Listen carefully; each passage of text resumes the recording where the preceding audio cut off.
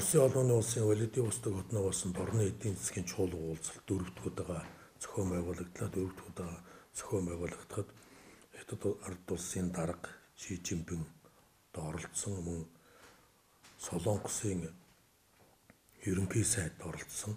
Тэгээд 5 бүрэлдэхүүнтэй болж байгаа. Монгол улсын хувьд бол 2 дахь удаа оролцож байна.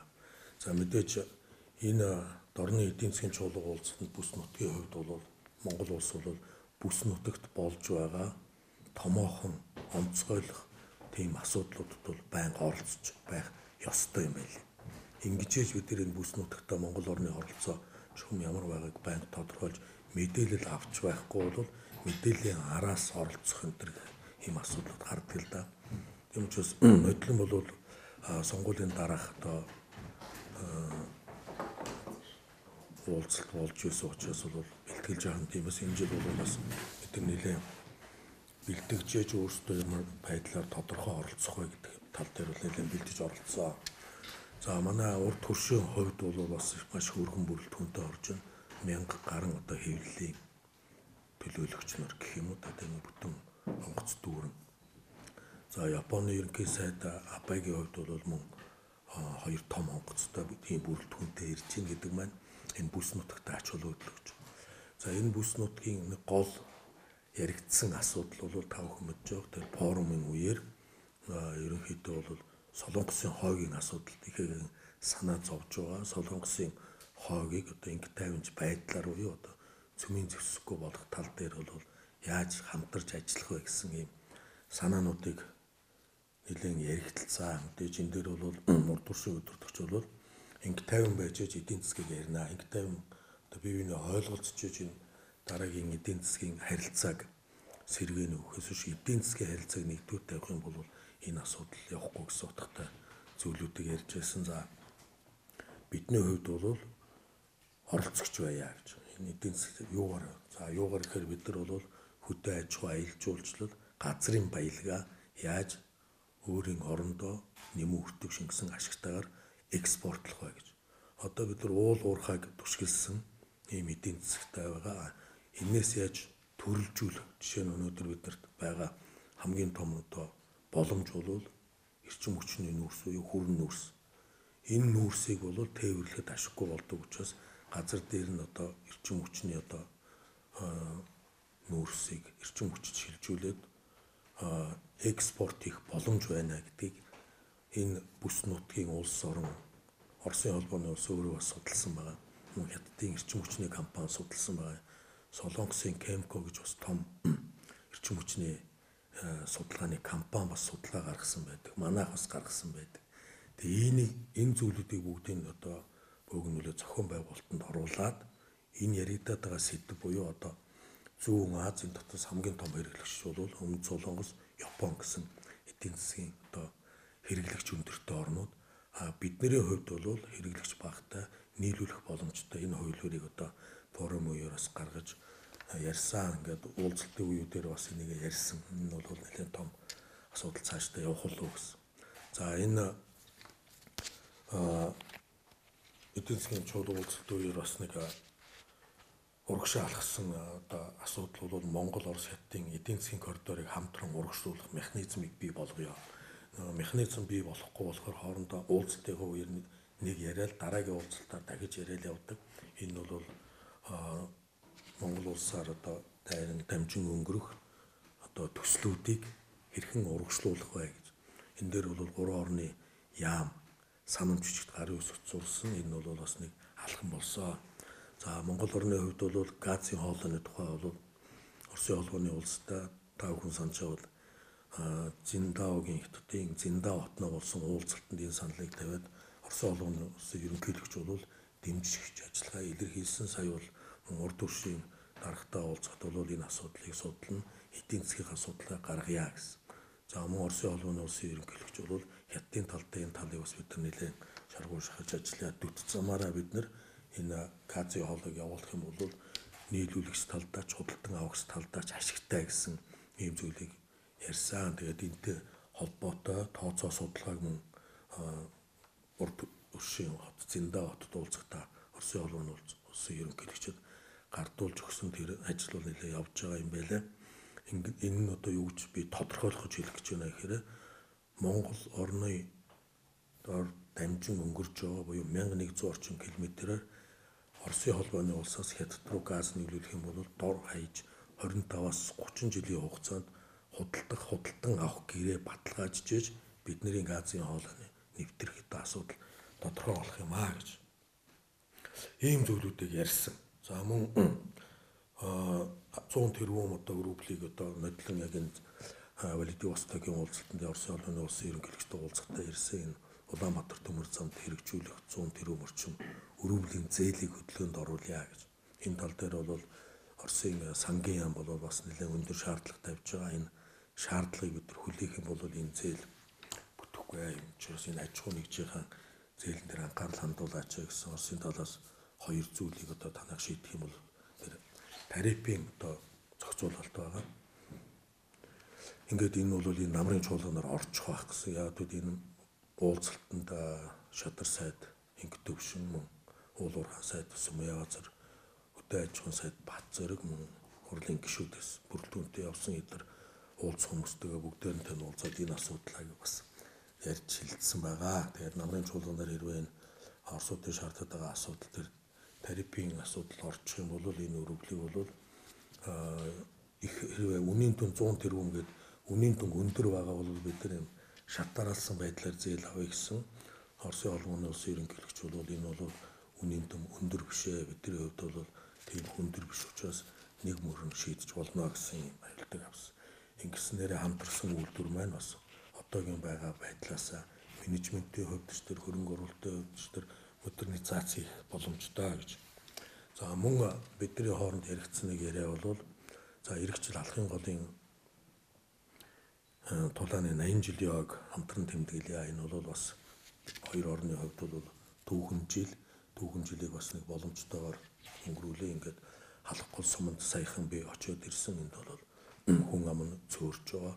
Газар зүйн хувьд газар байгалийн одоо тогтцын хувьд бол их сайхан газар нутгийг бид нар одоо өөрсдийн хүчээр улсын төсөвт хамаарахгүйгээр энэ сум орныг шинчилъя гэсэн юм төслийг одоо өөрт нь үзүүлж өргөн барьсан гэдэг урлагийн хамт.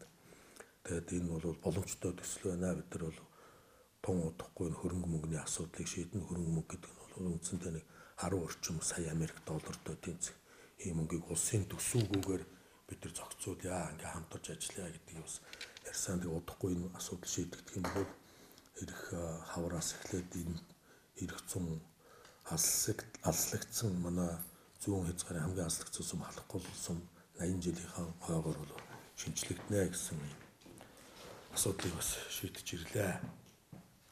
За товчхондоо том асуудлуудыг ярихт бол юм бай. Тэгээд гол асуудал бол Монгол орон даяар одоо хизээч хэрэглэж барахгүй хэдэн тэрбум одоо нөөцлөгдсөн эрчим хүчний нөөцөө бид боловсруулад эрчим хүчээр одоо энэ зүүн Азийг хангаад эхлэх юм бол бас нэг том экспортын боломжтой байна гэдгийг бол ямар ч байсан энэ чуулганы форум үеэр бүгдээрээ сонсч мэдсэн байгаа.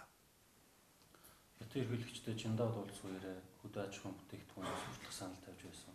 Энэ удаа энэ саналыг хүлээж авах боломжтой гэдэг нь хэлсэн. Энэ процесс цаашаа яаж явах юм бэ? За Чиндад хотны уулзалтанд бол Монгол орн бол урд төрштэй 4700 орчим километрээр одоо хуурай газараар хилэлдэг. Улаанбаатар хотоос зүүн аймаг маань зүүн хязгаар маань 1000 орчим километрээр одоо ингэж тогтдог. Баруун тал руу бол 1400-1600 орчим километр гэдэг ус. Тэр алс нутагт амьдарч байгаа иргэд Улаанбаатар хот руу бараа таваараа авчирч борлуулах ямар ч боломж байхгүй. Нэгдүгээр дэд үтц байхгүй. Хоёрдугаар тэр тээврийн зардлыг одоо шинэ юу гэдэг Увс ховд Баян Улгийн аймагт байгаа иргэд тэнд түүхий идэ буюу малаас гаралтай бүтээгдэхүүн Улаанбаатар хотод ирээд Улаанбаатар хотын үнээр буюу төвд суурилсан аймгийн үнээр борлуулах боломжгүй гэдгийг хэлээд энэ тал дээр судалгаа явуулах юм бол хил орчмын одоо гайлын татварыг төр хугацаагаар гэдэг нь бид нар байнгын юм ядуу зүдүү байхгүй дэд үт цөгчих юм бол дэд үтцээ дагаад энэ хаслагдсан баруун зүүн аймагуд маань хөгжнө гэд ярьсан энэ асуудлыг судлаа гэсэн ингээд үүний дараагаар Хятадын гадаад хэргийн сайд Ван И ирээд Баруун аймаг дээр тусмаа Увс аймагт очиж үзээд үнэхээр онгоцоор явсан байлаа. Үнэхээр аслагдсан хол аймаг юм байна. Энд бол хүний эдийн засгийн хувьд бол одоо төв суурин газрынхантай зэрэгцэх одоо зах зээлийн үнэлгээ гаргах юмч боломжгүй байна гэдэг өөрийн одоо биеэр нүдээр үзсэн тэрийгээ бол мэдээж илтгэсэн баг. Тийм учраас энэ асуудлыг бол ойрын үед одоо бас бид нар судалсан одоо шийдэх байхаа гэж бодож байгаа. Тэгээ энэ тал дээр бол бид нар дахиад нөгөө ямар механизм гаргах вэ гэхээр уулзалт үеэр тэрийгээ санаж эргэж ярьдаг биш. Хоёр гадаад хэргийн сайд буюу Монголын талаас гадаад хэргийн сайд Цогтбаатар урд төршийн сайд Ван И гадаад хэргийн нарыг энэ ажил дээр тогтмол одоо ажиллаж энэ асуудлыг мэдээлж шийдэх тал дээр нь төр хөгжлөе гэсэн ийм асуудлууд яригдсан. Эрчим хүчин дээр Зүүн Азийн эрчим хүчний яг супер сүлжээ байгуулах дээр манайх нийлүүлэгчээр орох саналыг Солонгосын тал бол нааштай хүлээх авах боломжтой гэдгийг мэдгдсэн шүү дээ. Тийм Өмнөд Солонгос Япон хоёр бол түрүү хэлсэн маш тийм эрчим хүчний өндөр хэрэглээтэй хэрэглэгчд очиж байгаа 1 кВт бол 20 центээр очдог.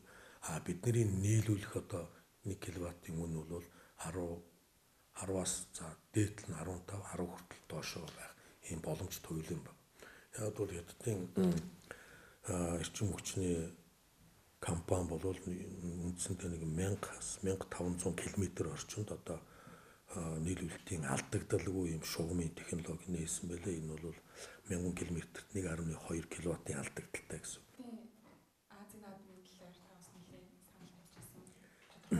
Таны саналыг дэмжих тодорхой За Азийн хүүхдийн наадам буюу 21 төрлөөр оролцсон зохион байгуулж байгаа орн 5 төрлийг нэмж одоо оруулж өөрсдийнхөө орныг сурталчлахын боломжтой энэ дээр бол жишээ нь манай үндэсний бүх орцсон байх жишээд тийм ээ. Ингээд 20 онд болно мэдээж энэ засгийн газар янз бүрийн юм одоо зүйлүүдэд төсөв мөнгөний асуудал хүндрэлтэй учраас ерөнхийлөгчийн эвэл дур авсан байгаа. Одоогор бол орчин одоо бас нэг хань дөв тусламж спорт сонирхдаг энэ янз бүрийн компани энтертэй яриад нэг 50 орчим сая долларыг босгоод үйл ажиллагаа явуулж байгаа. Та бүхэн санаж байгаа сая бас 58 хоногийн дотор нөгөө нэг байдгарын одоо стандартын тэмцээн уралдаан явуулах талбайг нээсэн тийм ээ. Энэ бол бас энэ одоо спортын наадам зориулж нэгж байгаа. Энэ сарын 16 байна уу 17-нд хөнгөн атлетикийн дэлхийн стандартын талбай бас шинээр нээгдэх. Энэ нөгөө 21 төрлийн хоёр. Иймэрхүү байдлаар явж байгаа. Тэгээд Монгол оронд анх удаага ийм Азийн төрөлдсөн 21 төрлөөр хүүхдийн наадам болж байгаа. Саяхан бид нар харсан Жакартад Азийн наадам нь болсон. Насан туршидтэй нэмэ. Тэгэхээр хүүхдийн наадмыг бид нар авч байгаа учраас эх орноо сурталчлах спортын төрлөөр мөн залуучууд хүүхдүүдтэй спортыг одоо уриалан дуудах юм том одоо сэдвт наадам юм аа. Тийм учраас улсын төсвөөс нэгэнд мөнгө гаргахад хэцүү байгаа учраас энэ асуудал дээр хандсан гэдэг. Урд нь Оросын холбооны улсын саахад энэ наадам хийгддэг байсан. Учраас та нар дуршлаг байна. Энэ дуршлагынхаа үүднээс бидэнд бас тийм болоорой гэдэг энэ наадмын одоогийн хийгдэж байгаа явц цаашдаа хийж төлөвлөж байгаа төлөвлөлтөө өгсөн. Тэгээд бас энэ тал дээр удахгүй бас нааштай хариунууд ирнэ гэж. Хийн хоолой Монголд гэрн ямар ашигтай байх вэ?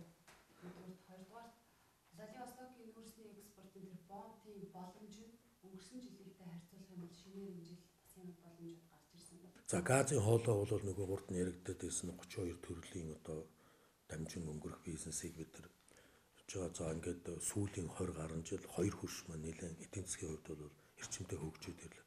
5 сая энэ дайлны бус догт одоо хамгийн аслагдсан газар нутаг дээр нь очиж харлаа. Энд бол тэр том гүүрүүдийг барьсан байгаа мөн цаашдаа Японтой холбогдсон маш том одоо гүүрийг барина гэдгийг сая яригдсан. Та бүхэн мэдсэн ба энэ бол тэрлэн орчим гүүрээр тооцогдох юм том гүүр байна. Аялал жуулчлал мөн эдийн засгийн холбоно гэсэн. Тэгэхээр юу гэж хэлэх гээд байна гэхээр энэ хоёр эрчимтэй хөгжөөд байгаа улсын дунд бид нар нэг тийм арал шиг үлдэж болохгүй тулд аль болох энэ яригдаад байгаа хөгжлөөс нь бид нар одоо хоцрохгүй байхын тулд ядаж 2020 онд 2 хөршийн худалдааны эргэлт 200 тэрбум одоо долларт хүрнэ гэж. Энэ худалдааны эргэлтийг тодорхой хэсгийг багж байна уу, ихж байна уу бид нар энэ газар нутгаараа дамжин өнгөрүүлье гэдэг саналыг тавиад нэлээд удаж байна л да. Энэний одоо боломж туйлуур нь энэ газын хоол юм байна. Тэгэхээр өнөөдөр газын хоолоо тавихад манай тийм ашигтай, ингэм ашигтай гэж хэлэх нь юу зүгээр энэ хоёр улсын хөгжилд энэ хоёр улсын дунд байдаг одоо хөрш орны хувьд бид нэр бас энэ хоёр улсын худалдааны эргэлтнээс тодорхой боломж туйлууруудыг сонгох ёстой гэж. За та бүхэн санаж байгаа бол энэ онд бас 10 жил хөөцөлсөн бид нэр Оросын холбоо нутгаар дамжин өнгөрөх Монголын бараа бүтээгдэхүүн энэ портуудад очиод 25 жилийн тарифын хөнгөлт өгсөн байж. Энэ дээр бол бас сая хувийн бизнесүүд явсан харамсалтай манайхан порт буюу далайн бомтон дээр туршлага байхгүй учраас энэ тал дээр бол судалгаанууд явуулаад ямар ч үсэн энэ 25 жилийн хөнгөлтийг бид нар ашиглах ёстой гэдгийг ойлгоод ингээд явж одоо хэдэн сарл болж байгаа учраас бас нөгөө бид нартай бол энэ шинэ бизнес одоо учраас одоо бас хүм бэлдэх энэ тал дээр одоо танин мэдхүүн тал дээр хүмүүсийг татах энэ зөндөл ажлууд байгаа л да. За том худалдан авагч нар бол да ялангуяа нүүрс эрчим хүчний нүүрс болон коксцсон нүүрсийг бол хэрэглэгч орнууд бол дэлхийд дээр Япон, Солонгос, Хятад 3 байна. Ийм том 3 хэрэглэгчийн одоо хажууд байгаа бид нарт тэр баялагууд нь байгаад байдаг. Өнөөдрийн зарж байгаа 5 толгой гашуун сухад бол нэг худалдан авагчтай учраас дэлхийн зах зээлийн үнээр бид нар гарахгүй учраас энэ зүйлүүдийг ингэж ярьж байгаа. Тэгэхээр юу гэж ярих гэдэг нь гэхээр энэ бомбттой ямар нэгэн байдлаар бид нар холбогдох ажил маань хэдэн сар л болж байна. Одоо биелэгдэх болоод тийм ээ. Тэгэхээр энийг одоо бид нар цааш нь үргэлжлүүлж яг энэ төрлийн одоо бизнес эрхэлдэг хүмүүсийг л олноор бий болох хэрэгтэй байна. Сая гэтэл энэ жилийн энэ дорны эдийн засгийн уулзалтаар энэ дорны бүсийг хариуцсан Оросын холбооны улсын сайд төрөөднийвтэй уулзахад 35 тэрбум орчим долларын гэрээ үзгэллээ гэж ярьж. Тэгэхээр энэ бүс нутагтаа бол 35 тэрбум доллар гэдэг бол жишээ нь энэ нэг 3 сая орчим хүн буюу за яг саяын бидний очдог хотод сая гаруй хүн байж байгаа. Тэгэхэд 35 тэрбум доллар гэдэг бол бас бага биш мөнгө. За мөн Хятадын цэвэр усны компани эндээс бол цэвэр ус олгуулж савлаад буцаагаад Хятад руу нийлүүлдэг гэсэн ийм үйлдвэр нэгдсэн байж гэдэг. Тэгэхээр энэ хөгжлийг бид нар бас энэ анслагдсан байна. Манай бүс нутагтайгаа ч бид нар яаж эндээс ашигтайг нь авах вэ гэдэг дээр бол хувийн компаниуд мөн төрийн бодлого байх ёстой. Тэгээд ямар ч байсан Монгол улс удахгүй их хурлаар орох бах тэр төсөв мөнгөтэй холбоотой учраас ордог. Юуны худалдааны төлөөлөгчийн газар нээн гэдгийг бол сая хэлсэн. Худалдааны төлөөлөгчийн газар нээх юм бол тэр байр газрын хувьд бол бас их тийм хөнгөлт идэх юм байлаа. За баярлалаа.